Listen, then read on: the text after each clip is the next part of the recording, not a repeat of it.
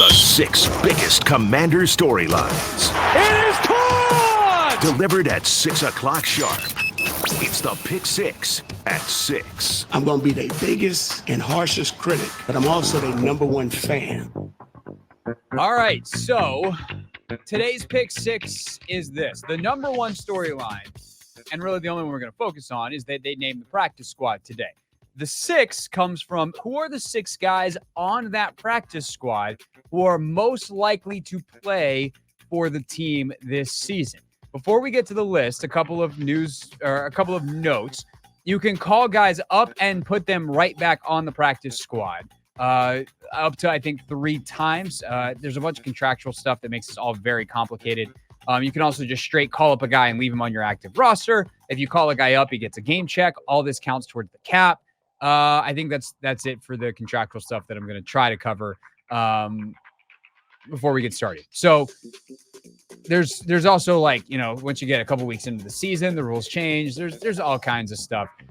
48 talked about it a little bit earlier when he was on for Not My Beat. But point is, who are the 6 guys off this list of 16 that are most likely to play this season? The list is from the quarterback, of course, Gore, Alex Armah, Kaz Allen, Bryson Tremaine, Mason Brooks, Nola Laufenberg, Alex Akimbulu, Jared Jones-Smith, William Bradley King, Benning Patoe, Dijon Harris, Nick Whiteside, Tariq Castro Fields, Terrell Burgess, and then they also signed Jabril Cox from the Cowboys. So let's get into it. Enough setup. Number one is going to be Alex Armah. This one's actually really easy. He's the fullback. They're going to probably call him up multiple weeks in a row. And then they will also eventually sign him to the active roster. They want a fullback in their offense. It does some really cool stuff with the running game, not just having the extra blocker out there, but it changes the way defenses have to fit runs. Basically, it adds a gap. So what used to be the A gap is now the B gap. And there's all kinds of mental stuff on the X's and O's of what a fullback does to a play that changes what teams practice against, because right now, most teams don't have a fullback. So that novelty element to it, as not only is Alex Armah a good football player, but there is an added benefit of his mere presence being there before he does the good stuff that he does. He also showed a little bit at tight end. He can get out and catch. He's good in pass pro. If you want to hand it to him. Although, Anthony, I got to say, I was playing a little Madden earlier today. Gave it to Alex Armah on a fullback dive. Gave me a heart attack. It was a fumble.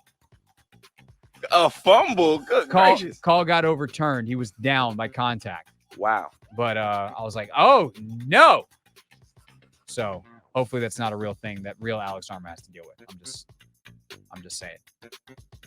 Anyway, back to reality, away from Madden land. Alex Armah is the easy #1, and he's like 100%, barring something wacky happening between now and Arizona, going to be playing not just this season in general, but I would assume would be on the roster for Arizona. Number two, now we have a drop-off. Now we got to make actual decisions. I'm going to say Jabril Cox is the next guy up, the guy they just signed from Dallas. He is a highly touted guy coming out, like 4th-round pick. He's actually similar to what John Ridgeway was. Ridgeway was a draft pick last year that they picked up in the same draft year. Cox has been in the league for a little bit. He's been here since 2021.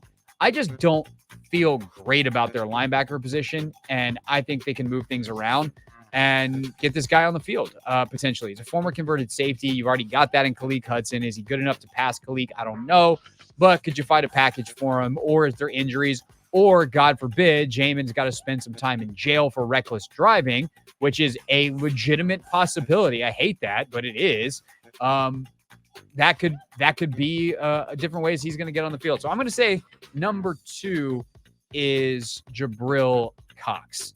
All right, that leads us to the halfway point of the list. Number 3. Getting tough. I'm going to say Derek Gore, the running back.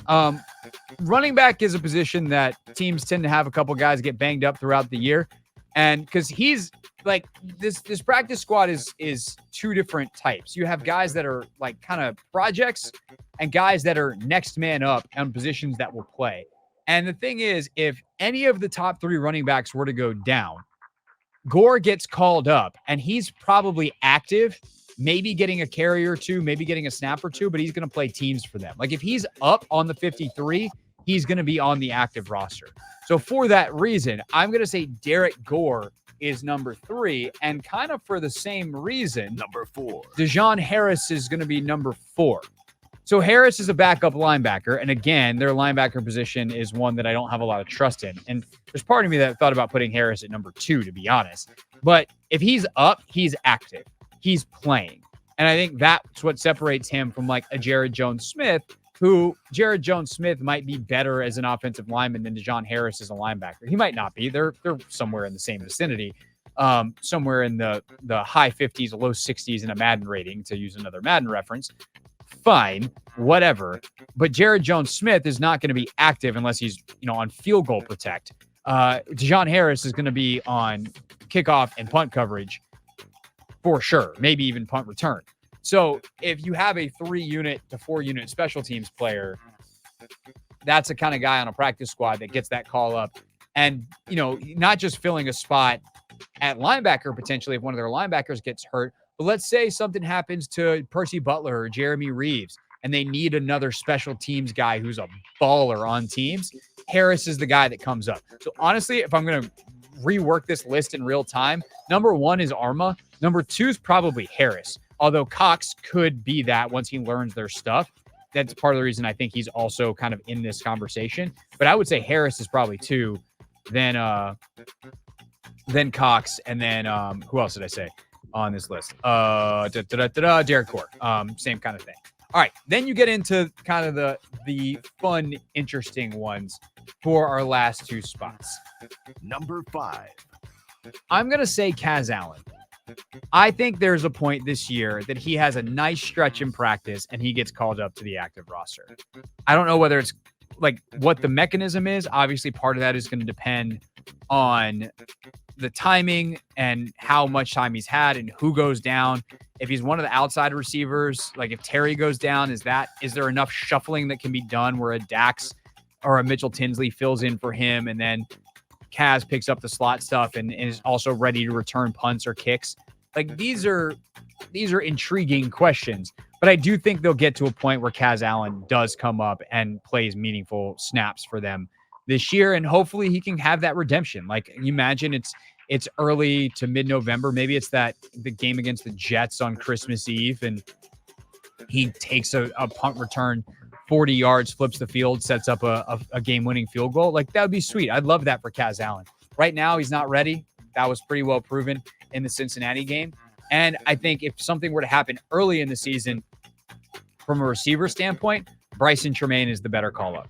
Tremaine is more ready right now. And to go back to special teams, because it always comes back to that, Tremaine is also a much better teams player outside of the return game. So Allen, obviously very valuable as a returner, but Tremaine is a guy that showed well as a gunner and could play on punt and kickoff returns. So that to me is kind of where the receiver spot stands with the practice squad guys. And then that leads us to finally Number 6. It's one of the corners. It's either, well, actually, no, I take that back. It's Benning Patoe.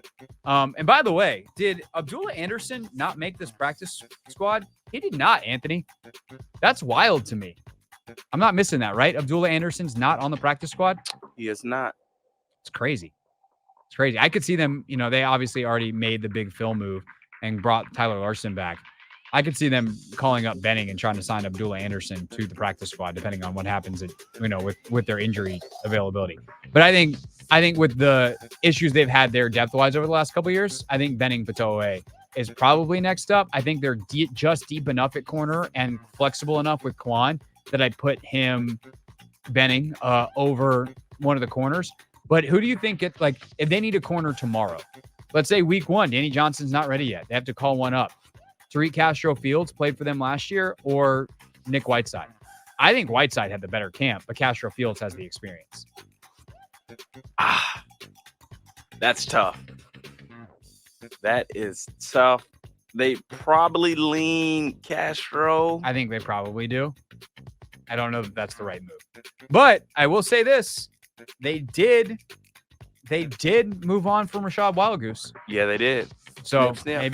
maybe it doesn't catch up. Which, by the way, when we started doing roster projections every week on the show, it was because I wanted to make the point that Rashad Wildgoose was going to make the team. And boy, did that change. Boy, were we wrong. Boy, were we wrong. Really, I was wrong. But you agree with me. I don't know. I mean, I agree with you. It was more so what we were seeing at practice. The fact that he was running with the ones. Yeah. Outside, inside. I'm like, all right. Good. Obviously. Yeah, good observations. Bad conclusion. Basically. It's not our fault he didn't play well. Wish him nothing but the best.